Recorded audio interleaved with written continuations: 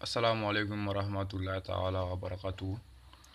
Nga foli be filɛbagaw ni kanubagaw ye. Nga foli be laturu karamɔgɔw ye, nga foli be laturu kalandenw ye. Ko n'u balimakɛ n'u ka kalanden mankan ye. Donc an kun bɛ seju de la. Ala n y'a ɲɛfɔ an ɲɛna cogoya min na. Donc seju ka munumunu. Ka daminɛ seju yɛrɛ fɛ yen fo Musa ka so. Donc video tɛmɛnen la an y'a bila Mangosi fɛ yen na. Donc an bɛna bi ta daminɛ so 9nan. Donc ni seju nana kalalaw fɛ yen n'a nana sira so kɔnɔ. Donc o b'an kibaruya kunnafoni min na. Inshallah donc da bɛna fila fɔ o la ni Ala ka jɛ ye. Donc laturu sira so yɛrɛ filɛ laturu so 9nan.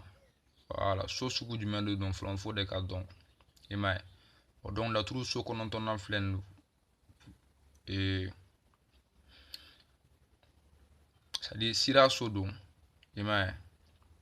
En même temps tagama so don. I m'a ye. Donc voyage so don. I m'a ye. En même temps recherche so don. Et puis dinɛ so don. Donc laturu so 9nan ka dinɛ so fɛnɛ don. Donc ça seju nana so 9nan kɔnɔ. Donc o b'an kibaruya kunnafoni jumɛn la. Donc ça bɛ tagama telimanw de la kali. Donc ça i ma sigi ni fɛn. Ça i ma sigi ni tagama mun ye. Donc ça b'olu la kali ye. I m'a ye. En même temps ça bɛ i ka fɛnw i ka voyage kɔnɔ donc kulonkɛ kow bɛna ye. Donc i ka voyage siraw fɛ. Mais donc ni seju nana sira fɛ. Donc ni kunnafoni dɔw bɛ tire a kɔnɔ. I m'a ye. Donc ni jɛgɛminɛla don sisan. Voilà, c'est à dire jɛgɛminɛla i ka laturu da donc sisan i b'a fɛ ka taa jɛgɛminɛ la. I m'a ye. Donc i ka sira lajɛ. I m'a ye. Donc ni nana seju ye sira kan dɔrɔn non i ka sira ka di dɛ. Non n'i taara kɔni non i bɛ sɔrɔ ka jɛgɛ caman minɛ o don dɛ siga t'o la. I m'a ye. Donc seju sira lajɔ jɛgɛminɛla bolo. Donc o ka sira ka di. Donc n'an tɛmɛna so 9nan kɔnɔ sisan. Voilà. Sisan an bɛna so 10nan la. Mais donc so 10nan yɛrɛ filɛ c'est à dire so sugu jumɛn de don fo de ka dɔn. I m'a ye. Donc so 10nan yɛrɛ filɛ c'est à dire laturu kɔnɔ masaya so de don. I m'a ye. Donc masakɛ ka so don. I m'a ye. En même temps ɲɛtaga so don. I m'a ye. Voilà.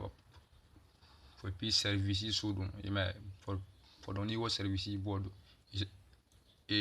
Patron caman bɛna faamu. I m'a ye. Donc baara so don. I m'a ye. Donc laturu so 10nan. Donc ni kumakan ninnu ni bɛ tire ka bɔ a kɔnɔ. I m'a ye. En même temps c'est à dire réunion so don. I m'a ye. Voilà.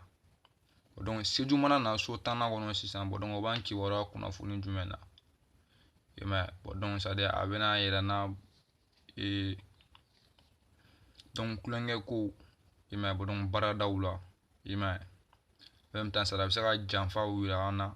I m'a ye. An ka baaradaw la. I m'a ye. En même temps c'est à dire i ma sigi ni ɲɔgɔn ye mun ye. I m'a ye. Donc i ka baarada kɔnɔ. Donc ni seju nana masaya la. Donc a bɛ se k'o kibaruya fɔ i ɲɛna. I m'a ye. Donc fo baarada nin yɛrɛ filɛ c'est à dire f'a ka walawala mɔgɔw ka faamu. I m'a ye. Donc c'est à dire n'a fɔra ko baarada c'est à dire bɛɛ n'a ka baarada don. I m'a ye. Voilà.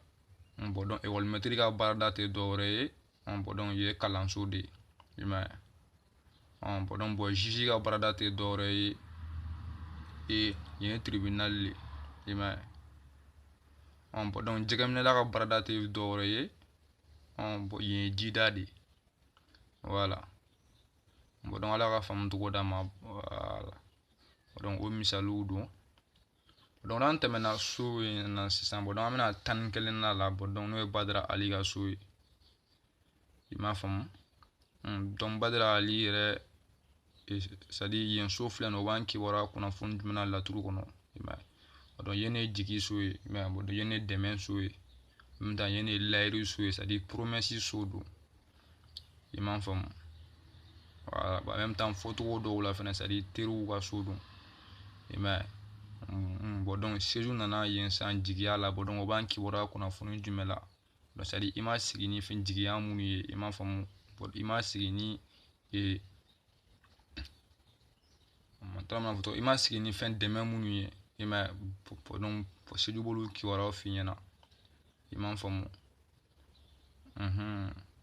donc bon séjour na nana yen so tan kelen na kɔnɔ an layiru ko la non o layiru tɛ timɛ dɛ non o layiru tɛ bɔ i man faamu voilà c'est comme a layiru tɛ dafa quoi séjour jigiya la jɔ na nana layiru ko la non o layiru tɛ ma dafa o ma kɔrɔbɔ i man faamu donc na nana jigiya fɛnɛ la c'est-à-dire a b'a yira n na fɛnɛ c'est-à-dire an jigi dalen bɛ mɔgɔ minnu kan i m'a faamu c'est-à-dire an confiance len bɛ fɛ mɔgɔ minnu na donc mɔgɔ kelennenw tɛ i m'a ye donc séjour jigiya la jɔ bɛ bɔ voilà n'o kibaruya ye k'o fɔ an ɲɛna laturu kɔnɔ i m'a faamu donc sisan c'est an bɛ tile mun yɛrɛ kɔnɔ m'a faamu séjour yɛrɛ fɛnɛ séjour bɛ fɛn jumɛn de symboliser laturu kɔnɔ i m'a ye bon donc c'est-à-dire o de ye matériel ma fɛnw ye mansin ma fɛnw i m'a mais courant ma fɛnw quoi i m'a ye donc donc matériel électronique i m'a ye ordinateur téléphone voilà c'est-à-dire fɛn fɛn électronique ye quoi i m'a faamu bon donc séjour de bɛ c'est-à-dire o symboliser laturu kɔnɔ i m'a ye donc ni séjour nana bon san nana so tan ni kelen na kɔnɔ bon donc bon fɔ cogo dɔw la voilà c'est-à-dire a b'a yira n'a ma faamu k'a tigilamɔgɔ k'a jigi dalen bɛ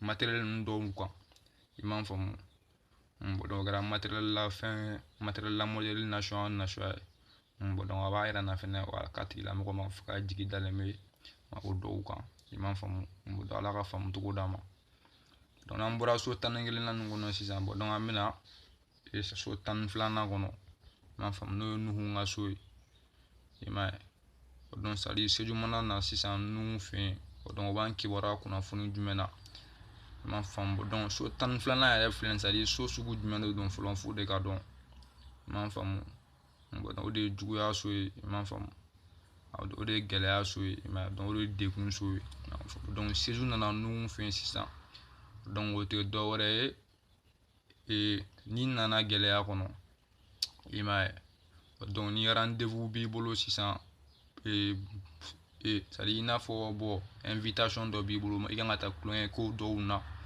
i m'a faamu bon donc c'est-à-dire a b'olu fausserie de ko fɔ quoi i m'a faamu donc u tɛ bɔ quoi i m'a donc c'est-à-dire u nana gɛlɛya kɔnɔ i m'a ye donc c'est-à-dire n'a sɔrɔ bon c'est-à-dire i kan ka taa kulonkɛ kɛ yɔrɔ dɔ la i m'a faamu walima bon c'est-à-dire i kan ka kulonkɛ ko dɔ kɛ donc ni séjour nana fɛn juguya la dɔrɔn bon donc c'est-à-dire a b'olu bloquer le ko fɔ bon donc voilà c'est-à-dire bon donc n'u bloquera donc a bɛ fausser i m'a ye voilà san a tɛ bɔ i m'a ye donc sisan o tɛmɛnen kɔfɛ sisan bon donc ni séjour nana so tan ni filanan kɔnɔ nuhun ka so i m'a faamu n'i m'a fɛ ka juguya kɛ i m'a faamu bon donc a tɛ dɔwɛrɛ yira c'est-à-dire mun ka laturu don voilà bon laturu dara mun ye bon donc a tigilamɔgɔ c'est-à-dire a bɛ fɛ ka juguyala baara dɔ kɛ i m'a faamu wa bon donc a bɛ fɛ ka dabalila ko dɔ kɛ i m'a ye bon donc c'est-à-dire o kɛra juguyala baara modèle o modèle ye bon donc a tigilamɔgɔ ninnu b'a fɛ ka ko dɔ kɛ voilà mais dabali sira kan quoi i m'a faamu wa donc ala ka faamu cogo d'a ma n'an bɔra so tan ni filanan kɔnɔ bon donc an bɛna si yɔrɔ la so tan ni sabanan ni séjour nana so tan ni sabanan kɔnɔ o b'an kibaruya kunnafoni jumɛn na i m'a ye bon donc so 13nan de ye si yɔrɔ so ye laturu kɔnɔ i m'a faamu a du kɔnɔ ladon i m'a ye donc a so kɔnɔ ladon i m'a faamu bon donc seju mana na sisan si yɔrɔ la bon donc o tɛ dɔwɛrɛ ye voilà bon donc c'est de ni ka kulonkɛ de fɔ si yɔrɔ la i m'a faamu voilà bon donc a tɛ dɔwɛrɛ yɛrɛ na c'est à dire kumakan dumanw so kɔnɔ i m'a ye baro dumanw i m'a ye bon donc o n'a ɲɔgɔnnaw i m'a faamu en même temps a bɛ se ka dɔnw fɔ so kɔnɔ i m'a faamu a dɔn kulonkɛla kow ni fɛtila kow i m'a faamu bon donc o kibaruyaw bɛ tire o kɔnɔ i m'a ye donc c'est à dire ni seliw nana si yɔrɔ la n ko tuguni et puis donc a b'a yira fɛnɛ mun ka laturu dun mun ka laturu dun walima laturu dara mun ye c'est à dire k'a tigilamɔgɔ ko dɔ b'a kɔnɔ n m'a fɔ ma mais ko ni c'est à dire tilennenbaliya ko dɔ b'a kɔnɔ k'a kɛ i m'a faamu bon donc o kɛra tilennenbaliya nasiya ye bon donc c'est à dire tilennenbaliya ko dɔ kɔni b'a kɔnɔ ko la waleya bon donc ala ka faamu cogo d'a ma donc n'an bɔra so 13nan na sisan donc an bɛna so 14nan kɔnɔ donc n'o ye Yunusa ka so ye donc o yɛrɛ so sugu jumɛn de don bon donc o de ye c'est à dire don nataw so ye mais donc fitiri so don i m'a faamu wa en même temps nafolo so don bon donc seju nana Yunusa fɛ yen sisan donc o b'an kibaruya kunnafoni jumɛn la i m'a faamu donc n'i m'a fɛ ka kulonkɛ kɛ don nataw kɔnɔ i m'a ye donc c'est à dire ni n ka laɲini tɛ c'est à dire ni y'a laɲini donc ka kulonkɛw kɛ i m'a faamu mais kulonkɛ modèle minnu don c'est à dire kulonkɛ bɛna kɛ de voilà c'est à dire donc a ma kɛ fɔlɔ n m'a faamu mais comme a nana so min kɔnɔ o so ye don nataw de i m'a ye bon donc voilà donc a bɛna kɛ de i m'a faamu bon donc c'est à dire o kɛra kulonkɛ modèle o kulonkɛ modèle ye bon donc cɛ ni musoya sira o c'est à dire walima bon c'est à dire kulonkɛ modèle o modèle i m'a faamu bon donc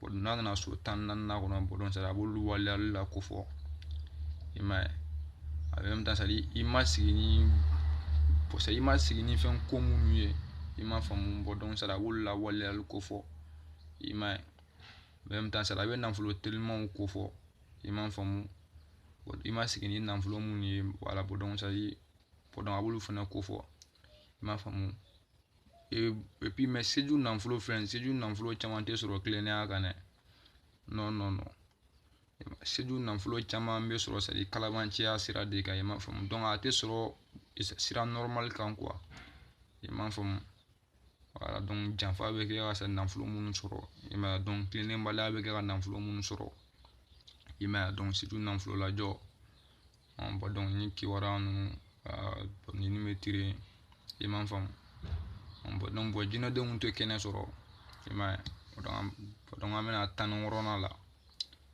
bon donc ni seju nana Musa fɛ yen sisan so 16nan kɔnɔ bon donc o b'an kibaruya kunnafoni jumɛn la i m'a ye donc so 16nan yɛrɛ tɛ bon dɔwɛrɛ ye i m'a ye bon donc ale ye laturu ko laban so ye i m'a faamu voilà bon donc bon fɔcogo dɔw wɛrɛ la yɛrɛ i m'a ye n'a ma bonya mɔgɔninfinw ka faamu ma i m'a ye donc ala kumakan don ala fɔcogo dɔw la i m'a ye bon donc ala ka faamu cogo d'a ma toujours bon donc seju nana Musa fɛ yen i m'a faamu bon donc toujours seju comportement b'a nɔfɛ i m'a ye bon donc c'est à dire a bɛ kulonkɛ kow de yira i m'a faamu en même temps c'est à dire a b'a yira c'est à dire ni bɛ ka fɛn mun ɲini bon donc ni bɛ k'o sɔrɔ i m'a ye donc c'est à dire ni seju nana ko laban na dɔrɔn donc c'est à dire ni kun bɛ ka fɛn dɔ de ɲini bon donc ni nan'o sɔrɔ ko laban na i m'a ye bon donc